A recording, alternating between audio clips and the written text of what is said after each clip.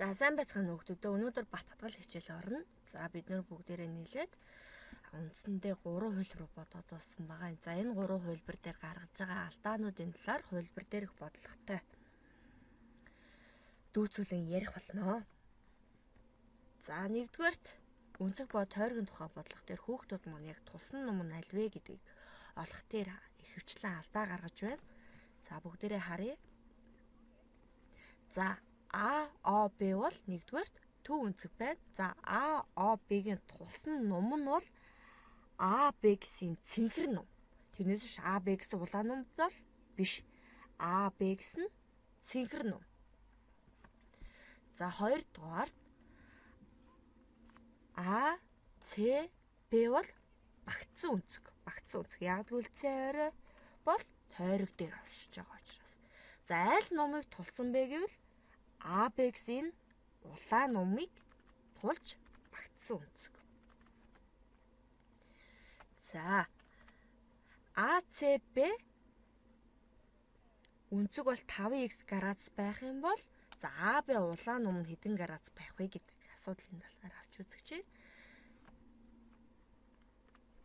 За улаан ном тулсан багтсан өнцөг нь 5x градус учраас ном нь бол 2 дахин их байна. Тэгэхээр улаан ном бол 10x градус гэсэн үг. За А, О, Б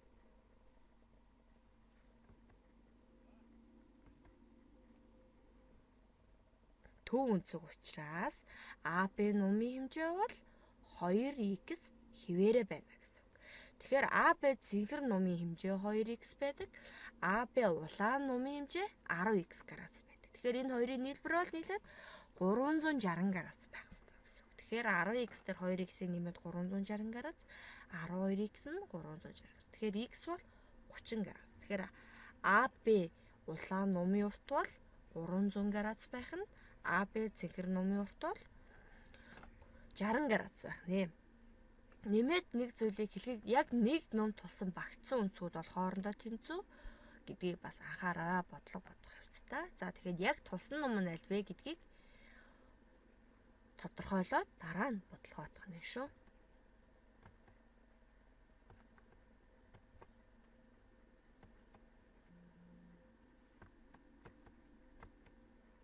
За хоёрдугаар бодлого дээр за функцийн график байгуулахдаа квадрат функц байна уу, уруу пропорционал хамаарал байна уу, шуман функц байна уу гэдгийг эхлээд сайн ялгах хэрэгтэй. За шуман функц бол kx дээр нэмэх нь b хэлбэртэй. Өөрөөр хэлбэл x-ийн зэрэг нь 1 л байна гэсэн үг. За өгөгдсөн функц маань ямар нэгэн тоог x тувааж байгаа юм бол урвуу пропорционал хамаарлын функц байна гэж ойлгоно. За хэрэв өгөгдсөн функцийн x нь квадрат зэрэгтэй байх юм бол квадрат функц байна гэсэн.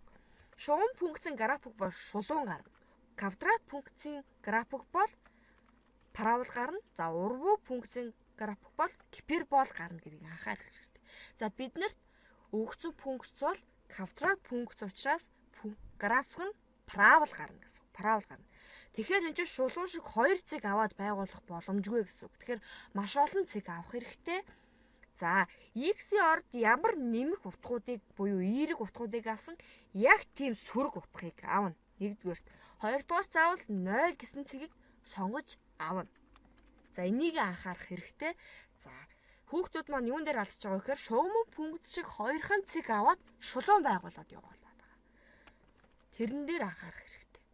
За утгуудаа авсан байна. X-ийн оронд тэг 1 2 3 хасах 1 хасах 2 хасах 3 гэж утгуудаа аваад Y-ийн утгуудыг олоод төсдөгтэй байгуулсан. Одоо бүх цэгүүдэд холбоо зурх юм бол улаанаар зурагдсан хэлбэртэй x-ийн квадрат бол функцийн график бол багасаад ногооноор зурагдсан 3 учраас y рүүгээ агшсан байдалтайгаар юм 3x-ийн квадрат гэдэг функцийн график зурагдана. Тэгэхээр цэгээ маш сайн зөв сонгож авах хэрэгтэй. Шулуун юусаа гарахгүй. Шуман функц юу вэ? Квадрат функц юу вэ? Урвуу функц юу вэ гэдгээ маш сайн анхааралтай харж ажиглах хэрэгтэй байна хүүхдүүд. За дараагийн бодлого. Архипедик прогресс үүсэх бол дөрвөн тоо бол x эрэг болор. За архипедик прогресс дээр үндсэн 2 чанар үтсэн дараалсан 3 гишүүний чанар. За 2 дугаар чанар нь болохоор тухайн гишүүний дугаартай холбоотой юм чанар үтсэн. За 4 гишүүн үүсгдэг. За тэгэхээр 3-3-аар нь салгаад дараалсан 3 гишүүний чанар ашиглаж болно гэсэн үг. За арифметик прогрессийн дараалсан 3 гишүүний чанар юу гэдэг вэ гэхээр захын 2 гишүүний арифметик дунд чинь голын гишүүнтэйгээ тэнцүү. Дундах гишүүнтэйгээ тэнцүү гэсэн үг. За тэгэхээр А1 дээр А3-ыг нэмд 2 туваахад бол голын гишүүн А2 гарч ирж идэг гэсэн үг. За энийгээ болгон дээр хэрэглэх юм бол хасах 1 дээр 5-ыг нэмээд 2 туваахад x гарч ирдэг гэсэн үг. Хасах 1 дээр 5-ыг нэмээд 4, 4-ийг 2 туваад 2. За x 2 гээ олцсон учраас бид нар ялгуур буюу дэг олох боломжтой зүү тогтлын. Тэгэхээр уг арифметик прогрессийн ялгуур нь 3 буюу 3-аар нэмэгдэж байгаа дараалал учраас 5 дээр 3-ыг нэмэхэд y нь гарч ирдэг гэсэн үг. Y нь 8 гэсэн үг.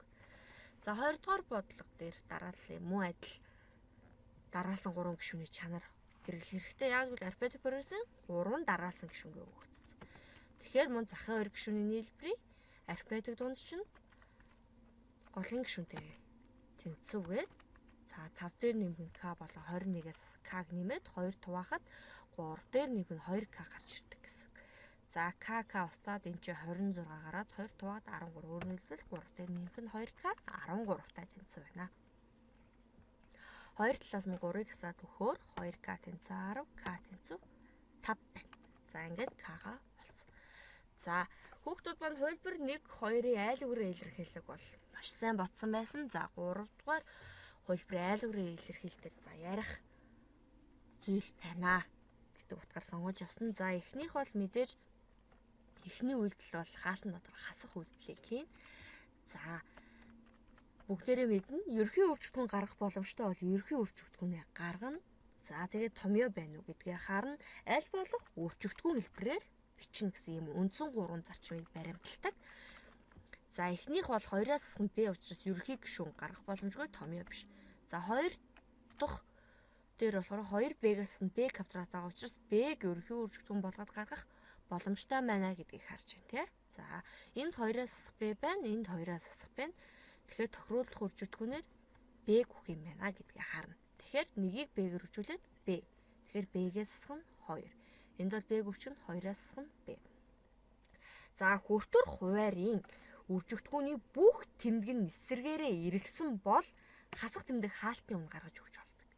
За энэ чинь хасах тэмдгийг хаалтын өмнө гаргаад өгөх юм бол 2-аас асах b, b-гээс асах нь 2 болно гэсэн үг. B-гээс асах нь 2 болно гэсэн үг. Нэмэх 2-нд хасах 2 болно, хасах b, нэмэх b болно. Тэгэхээр хүртүр болон хуваарьд байгаа үржигдэхүүнийг хурааж өгөх боломжтой. За тэгэхээр эхний бодлогын эхний үйлдэл хариу бол хасах b-ний нэг, хасах b-ний нэг. За 2 дугаар туваах үйлдэл хийх чинь. За хуваах үйлдэл хийж байгаа учраас байрын соёл нь 2 дахь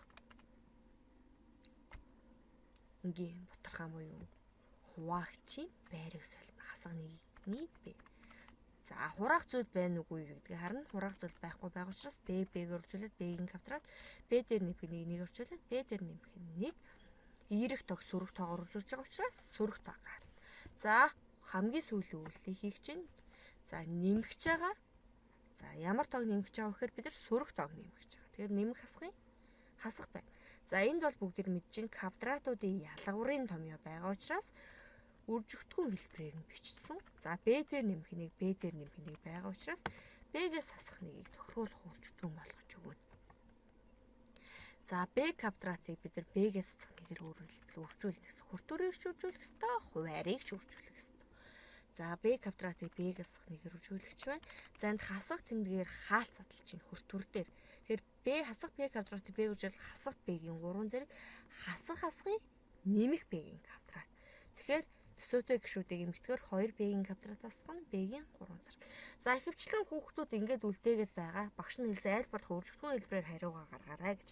За тэгэхээр дээрээс бол ерөнхий үржигдэхүүн b квадрат гараад 2-аас нь b, доор b-гээс нэг b дээр нэмэх нэг гэсэн хариу гаргах юм байна. За хүүхдүүд маань алдсан бол алдаагаа заавал засаарай. За 3 дугаарт мэддэхгүй байгаа үнцгийг олоороо дээр 4 үнцэгт үүсгээд байна. За эдгэрт бол бидэрт юу өгц байна вэ гэдгийг эхлээсээ харах хэрэгтэй. Параллел хол шулууны 3 дахь шулуунаар хол огтлсон зураг байна. За тэгэхээр энэ 139 градус бол энд гарч ирнэ. За мөн дээр гарч ирэх хэрэгтэй. Солилцсон үнцэг тэнцэн учраас энд 139 градус гарч ирнэ. За энд 160 градус гарч ирнэ. За одоо энд x-ийг олохын тулд бидэрт энэ үнцгийг олоод 180-аас асчих юм бол x гарч ирэх юм байна гэсэн төсөөл байх хэрэгтэй. За тэгвэл энэ хоёр үнцгийг хэрхэн олох вэ гэж. Тэгэхээр хамар үнцгүүд учраас 180 градусаас 160 градусыг хасгаар 20 градус буюу энд үнцэг гарч ирнэ. За нөгөөх нь гарч ирнэ. За x-ийг олох нэг чанарыг бид нар мэднэ. За энд гурвалжин үс учраас гурвалжны гадаад үнцгийн чанар гэж байдаг. За 7 дугаар ангид өгсөн. Гадаад үнцэг нь хамар биш гурвалжны дотоод хоёр үнцгийн нийлбэртэй тэнцүү. Өөрөөр хэлбэл энэ үнцгийн дээр энэ үнцгийн нэхэд x гарч ирдэг гэсэн. Тэгэхээр x нь 61 градус гарч ирж байна гэсэн. За гэрээний даалгаварт хувилбар 5-ыг бодоод маргааш 12 цагаас өмнө явуулаарай.